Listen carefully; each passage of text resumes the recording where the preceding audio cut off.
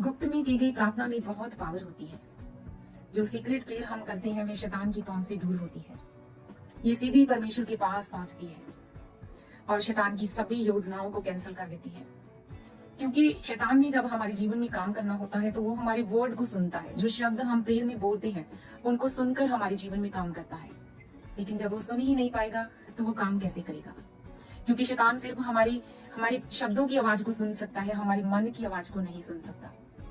तो इसीलिए बाइबल में लिखा है, अगर हम पढ़ते हैं मत्ती 6 में लिखा है कि जब भी तू प्रार्थना करे तो अपनी कोठरी में जा, तो अपने पिता से प्रार्थना कर, जो गुप्त में है वह तुझे देकर तुम्हारी प्रार्थना का प्रतिफल तुझे देगा।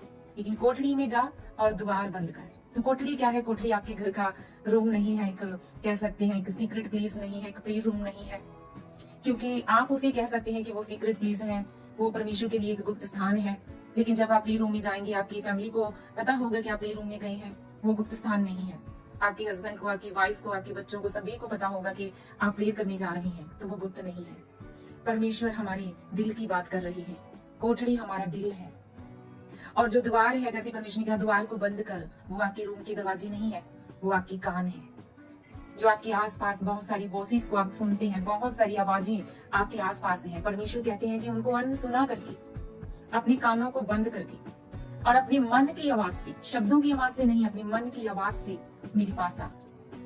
लिखा, वो जो तुम्हारा पिता गुप्त में देखता है, गुप्त में भले ही आपको कोई और देखे ना देखे, लेकिन परमेश्वर जो गुप्त में देखता है वो तुम्हारी प्रार्थना को देखेगा और तुम्हें प्रतिफल देगा। आमीन। Thank you Jesus.